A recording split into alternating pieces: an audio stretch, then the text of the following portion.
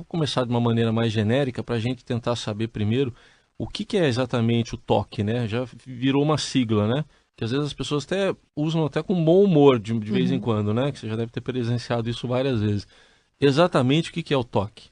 O TOC é um transtorno obsessivo compulsivo. Então, a pessoa ela apresenta pensamentos obsessivos e comportamentos compulsivos. Os dois estão associados.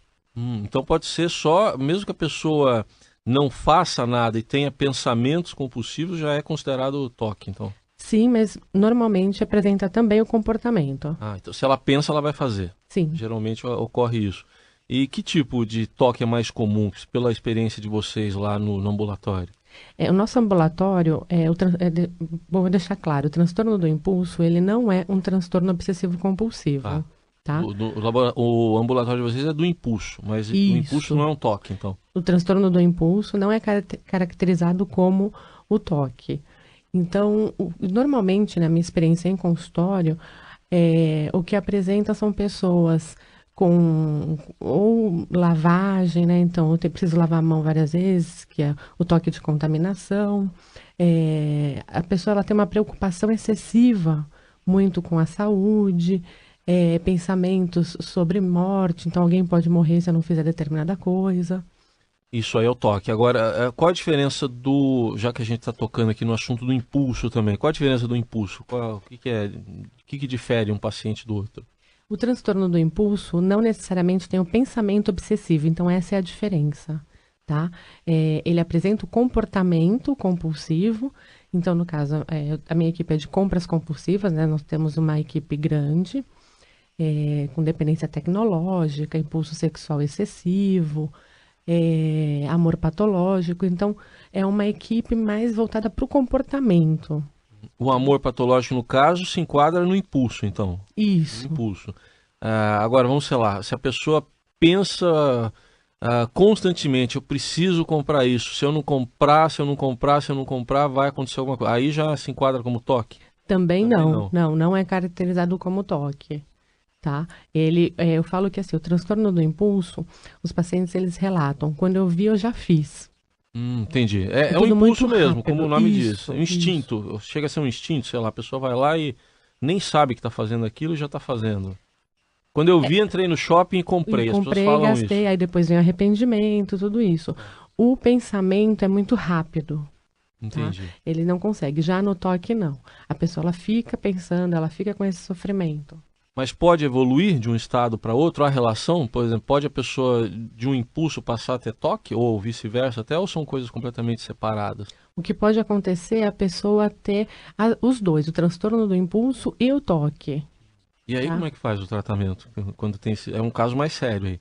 Na verdade, a gente chama de comorbidades, né? A pessoa apresenta um transtorno e outros associados, como ansiedade, depressão, toque. Então, na verdade, precisa ser tratado todos os transtornos. Entendi. Deixa eu já fazer aqui primeiras perguntas. Uma delas aqui é da ouvinte aqui, a Marcele Hall, né? Que ela está contando o seguinte aqui pelo Facebook, que ela mandou a pergunta. Ela diz assim, tem uma mania de organização totalmente fora do normal, tipo aquelas que se tem alguma coisa fora do lugar não consegue dormir. Ela pergunta primeiro se isso é considerado toque, né? Porque eu tenho que ter organização, mas isso acaba me atrapalhando. E ela complementa, imagina isso com 2 filhos pequenos, que é uma vida selvagem. Então, o que você diria para ela, para Marcele? Com certeza. Eu imagino que deve ser difícil para ela. E se já chegou ao ponto dela não conseguir dormir e ela precisa organizar, as pessoas sempre querem saber, né, qual é o limite, quando é um normal e quando é um patológico, por exemplo. Eu falo quando a pessoa tem prejuízos, prejuízos sociais, familiares, já é um prejuízo claro, seria interessante ela passar por uma avaliação psiquiátrica, né, para fazer um tratamento tanto psiquiátrico como psicológico. Mas, por exemplo, ela tem como, eu não sei se nem se é a palavra que vocês usam, mas ela tem como reverter isso, ela deixar de ser tão organizada? Através do tratamento, ela consegue, sim, uma boa melhora. No caso, o que ela tem que fazer? Ela tem que relaxar, esquecer um pouco. A pessoa chega a virar o extremo disso aí, quer dizer, vira uma desorganizada ou não se chega tanto? Não, ela não fica desorganizada, Não vai ser uma relaxada. A medicação ela vai auxiliar, né, a trabalhar essa ansiedade dela. E na terapia, A gente tem muito sucesso com a terapia cognitiva comportamental, que vai trabalhar com essas crenças envolvidas. Então, esses pensamentos dela, o porquê que ela precisa estar sempre tão organizado, tudo muito arrumado, o que isso influi na vida dela. Tá. Renato Xavier está dizendo, ele não diz quais, mas tem algumas manias obsessivas que incomodam amigos e familiares. Ele não está dizendo quais são exatamente, mas qual a melhor forma de neutralizar? O que ele está dizendo é o seguinte, que as pessoas ficam incomodadas com algumas manias dele, ou amigos e familiares. Então o que ele pode fazer para incomodar menos? Ele precisa primeiro saber assim, se essas manias acabam atrapalhando a vida dele, né? E se as pessoas já percebem essas manias, significa que ela está num nível mais avançado. Sim. Então, ele precisaria realmente de uma psicoterapia para auxiliar o pensamento dele, para ver realmente, ele conseguir elaborar todas essas questões, né, que atrapalham o outro, atrapalham a si mesmo, para ele melhorar. Agora, quando a pessoa tem toque, existe uma percepção da parte dela? Ela consegue perceber que ela tem a consciência disso, ou é alguém que percebe e fala para a pessoa? No início, não, ela só acha apenas que é uma mania. Só que ela começa a sofrer as consequências disso. Então, quando ela sofre essas consequências, ela começa a se dar conta que tem alguma coisa errada. Mesmo assim, não admitindo o toque. A Tatiana Ferraz está aqui também, participando da entrevista. Quais são suas manias, Tatiana? Vamos lá, vamos confessar tudo agora. Estava tentando enumerar algumas coisas, mas eu me lembro muito de uma frase dita pela minha sogra, que é portuguesa, que ela fala que mania é pior que louco. Que é melhor você ser louco do que você ter manias. É uma curiosidade, uma frase muito dita lá em Portugal, porque tem algumas manias que são piores, né, do que certas loucuras. Aí a minha pergunta é a seguinte, quer dizer, algumas manias, a pessoa consegue conviver bem com elas. Quer dizer, é quando começa a atrapalhar a vida que se deve procurar ajuda. Se eu tenho mania de lavar a mão ou de verificar os interruptores, isso não me incomoda, é preciso procurar ajuda também? Ou é só quando isso começa de fato a incomodar e incomodar outras pessoas, principalmente? Na verdade, sim. Algumas pessoas têm o hábito, e isso é uma coisa normal, antes de sair de casa, verificar se as luzes estão apagadas, se o gás está desligado, e assim vai. Isso é uma coisa natural, mas realmente, quando atrapalha a vida da pessoa ou de outras pessoas, quando tem o prejuízo, isso é muito importante destacar. Ela precisa procurar ajuda. E fobias? Por exemplo, eu estava pensando, Raíssa, você perguntou das minhas manias, eu tenho muito medo de barata, né? Eu e, enfim, 90% da população. Feminina, principalmente. Feminina, principalmente. E uma mania de, principalmente em época de calor, em qualquer lugar que você entre e acenda a luz, olhar em todos os cantos para ver se tem alguma, né? Para que ela não te surpreenda. Isso não pode ser considerado um toque? As fobias não são consideradas um toque, na verdade fazem parte de outro espectro, né, de ansiedade generalizada. Mas a pessoa, se ela fica, né, se ela não dorme, se ela entra no ambiente e não consegue conviver,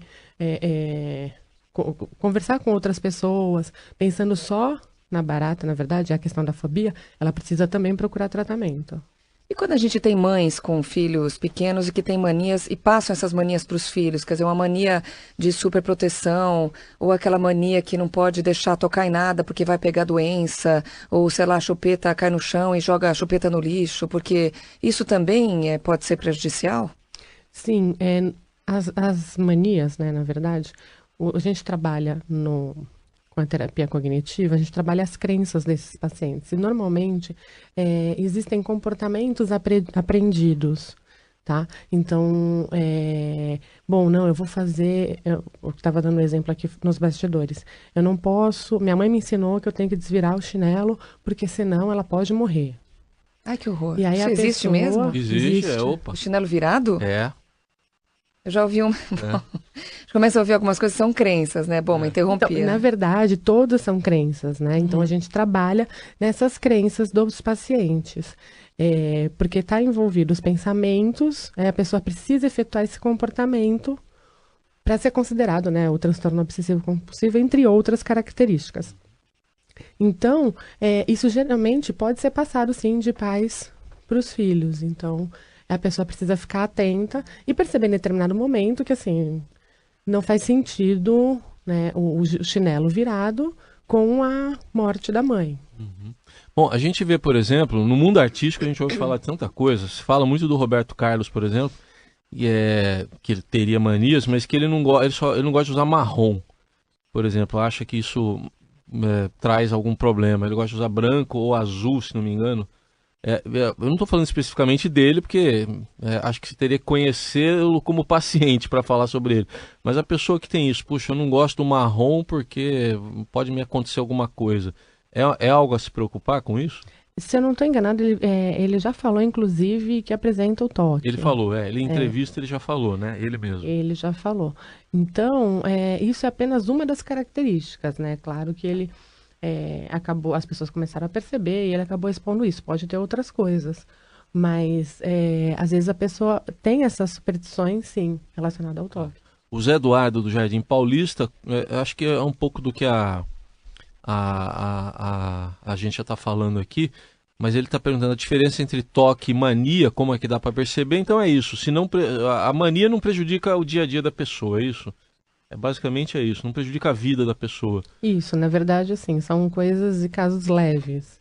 Então, a pessoa, como eu comentei, a pessoa tem o hábito de checar a porta, né? Então, eu tranquei uma vez, chequei, e às vezes eu posso estar pensando em outra coisa e falar, será que eu chequei mesmo? E volto.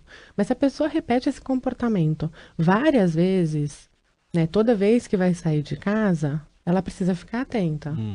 Então... Aliás, tem um filme que agora eu tô me lembrando, né? Você falou aí do fechar a porta várias vezes, o Melhor é Impossível, né? Isso. Que é um filme com o Jack Nicholson e a Ellen Hunt, né?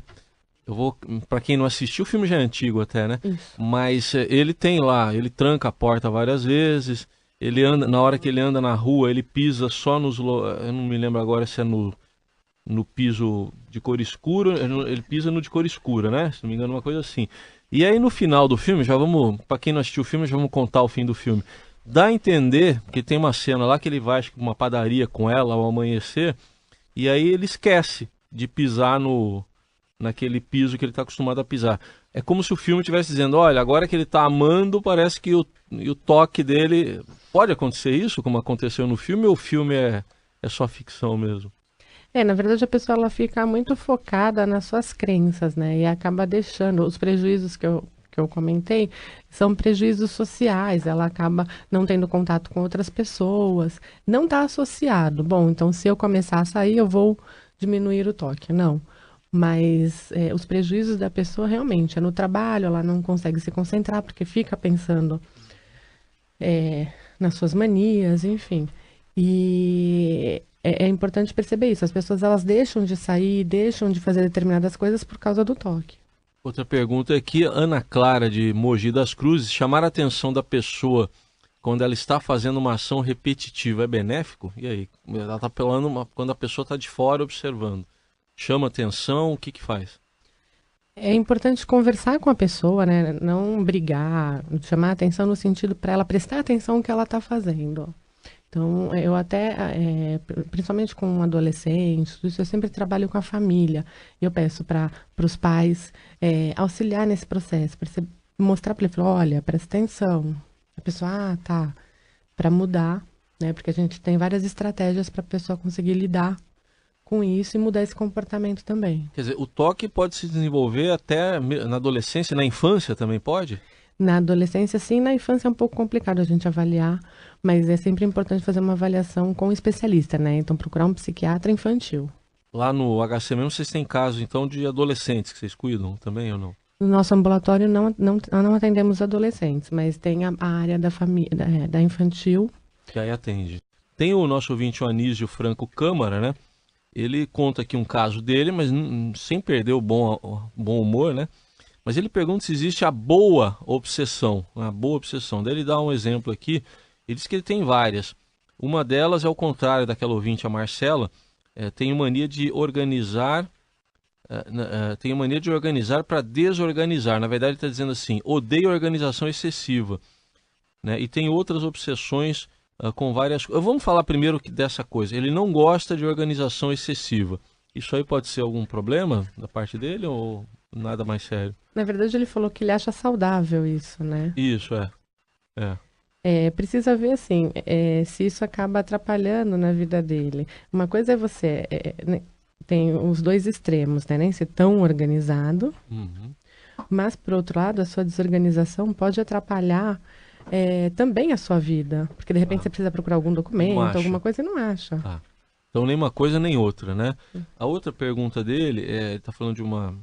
Ele chama de obsessão, eu nem sei se é, você que vai saber, né? Ele está dizendo que teve uma época que o pai dele teve que fazer um tratamento de saúde e ele tinha que andar muito de ambulância lá com o pai dele. Ele diz aqui, dia sim, dia também. E como tenho medo de velocidade, né? Ele tinha medo da velocidade lá na ambulância. Ele está contando, eu me distraía inventando musiquinhas com os sons da sirene.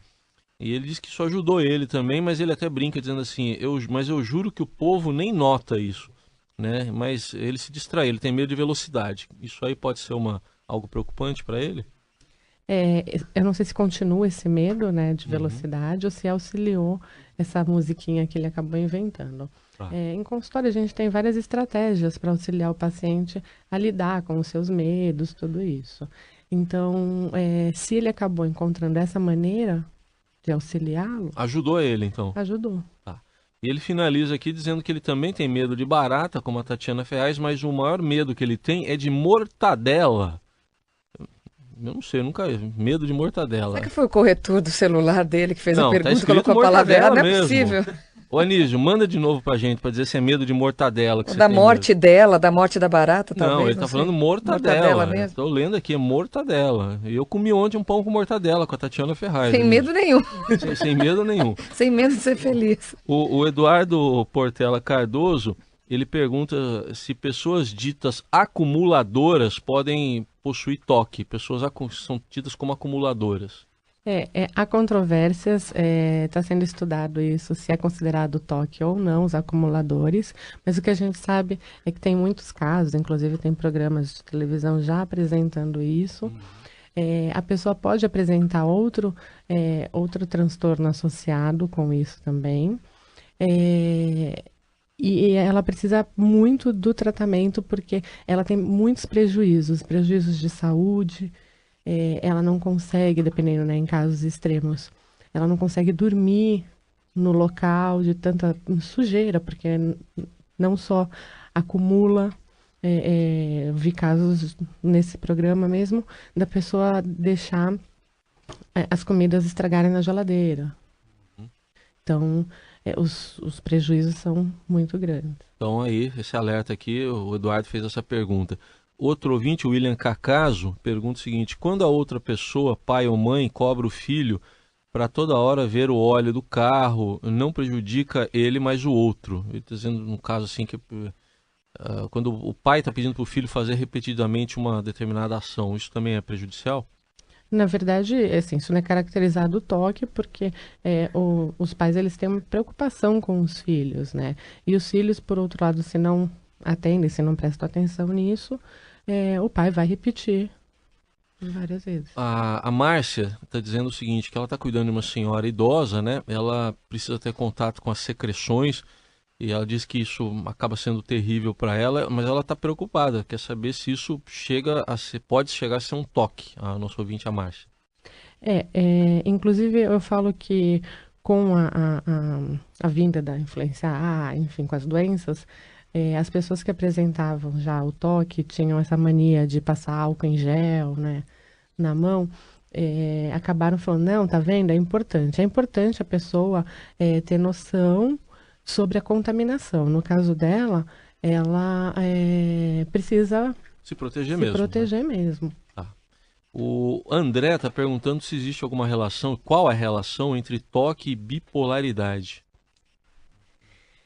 Não tem relação, na verdade, assim, pessoas que apresentam transtorno afetivo bipolar, elas podem apresentar algumas manias, tá? Mas não necessariamente. E aí precisaria ver cada caso. Mas o transtorno afetivo bipolar é um transtorno de humor, e o toque, né, ele é um transtorno de ansiedade. Então, toque e transtorno afetivo bipolar são duas coisas diferentes, mas pessoas podem apresentar os dois. Bom, então aí fica a resposta para o nosso ouvinte, o André. Por exemplo, a gente ouve falar às vezes de pessoas que tomam vários banhos por dia e até demorados.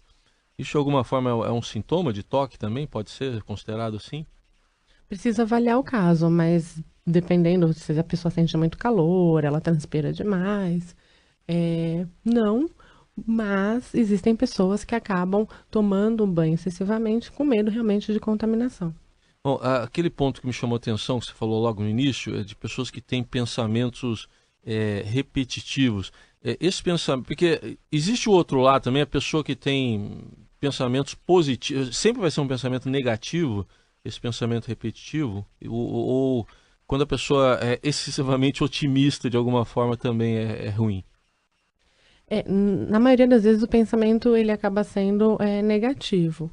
Então a pessoa ela acaba sempre achando que o pior pode acontecer, né? Esses pensamentos obsessivos. E na sua avaliação, por exemplo, a arte, o cinema, a literatura, de alguma forma, mais ajudam ou em alguns casos até atrapalham nesse tipo de diagnóstico? Chegam a criar assim, figuras que não acontecem no dia a dia de vocês? Como é que você analisa a arte tratando desse assunto?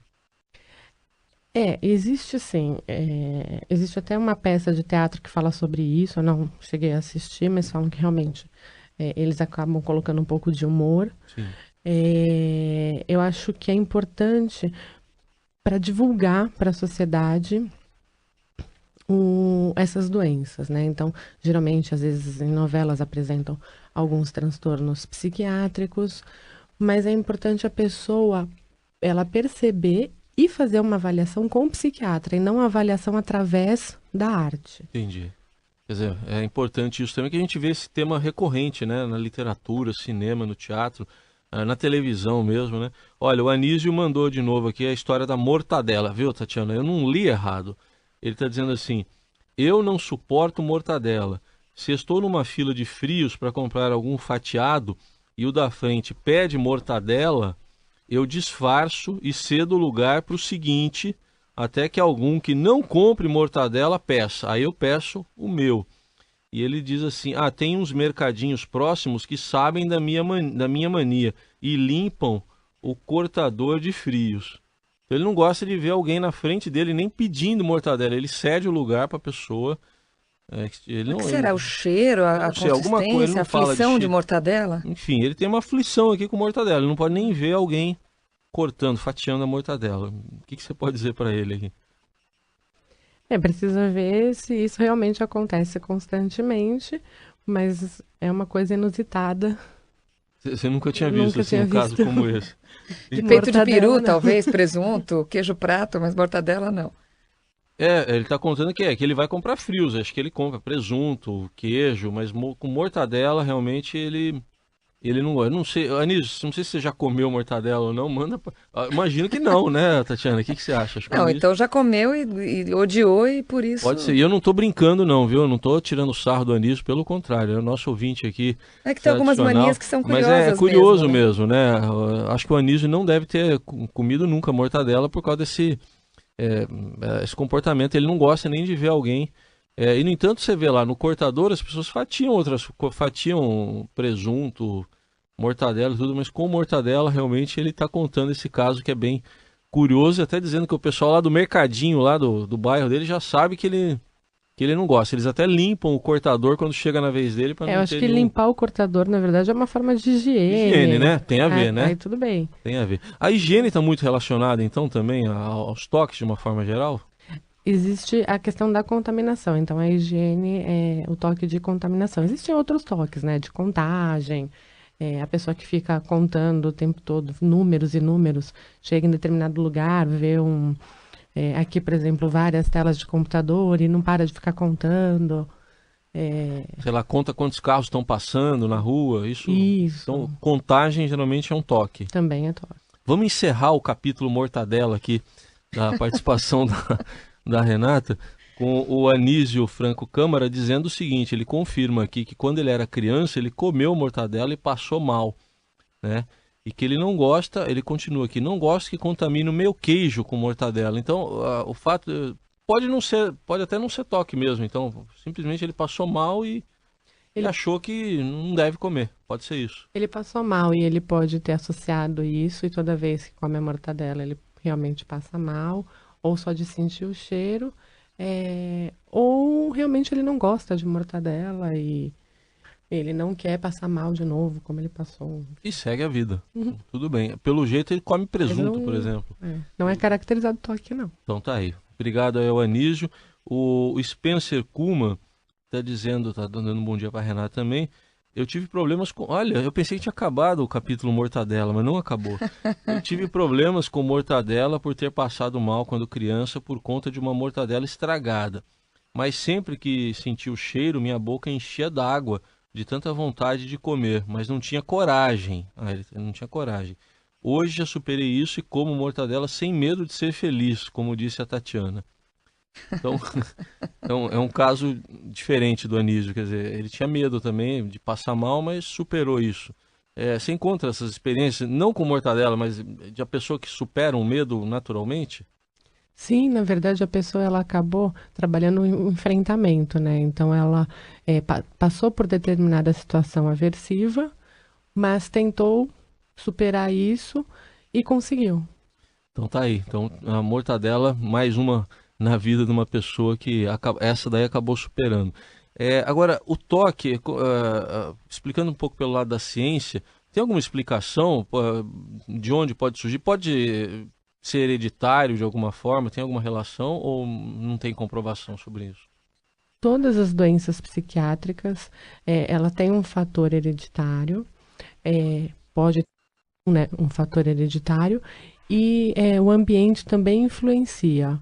Então, independente do toque, estou falando de todos os transtornos psiquiátricos. Não só o toque? Não só o toque. Tá, então, se alguém que sofre de toque ou outro transtorno, essa pessoa ela deve ficar alerta, então, em relação ao filho, a filha, vai observar isso? Ela consegue observar isso? Ela precisa ficar atenta, observar. Não significa que o filho também vai apresentar toque, mas como se já tivesse uma predisposição. E independente de ter essa predisposição, ela pode ser ativada ou não. Agora, o filho tem aquela fase que ele imita muito o pai, a mãe, não só as pessoas que o cercam, né? Se uma criança vê uma pessoa que tem toque, comprovadamente tem toque, ela corre algum risco de querer imitar? Se ela imitar, necessariamente ela tem toque? Isso acontece com as crianças e os adolescentes. É importante os pais, as pessoas que convivem com essa criança, perceber isso, prestar essa atenção e conversar com a criança sobre esse determinado comportamento. Não significa que a criança vai desenvolver, né, o toque porque começou a copiar esse comportamento, mas muitos comportamentos são aprendidos, então é importante os pais ficarem alerta. Agora, se ela pode aprender, mas pode, num dado momento da vida, não fazer mais, não repetir mais esses Pode, gestos? porque não foi caracterizado o toque, né? Ela começou por imitação mesmo, mas ela de repente não tinha, ela só tinha esse comportamento, ela não tinha associado os pensamentos obsessivos. Entendi. Bom, esse aí a gente conheceu então um pouco do trabalho lá da Renata Maransaldi, da equipe dela. Ela é psicóloga do ambulatório de transtornos do controle do impulso, lá do HC, do Instituto de Psiquiatria, mas falou hoje com a gente sobre toque, transtorno obsessivo compulsivo. Agradeço aqui sua presença, Renata.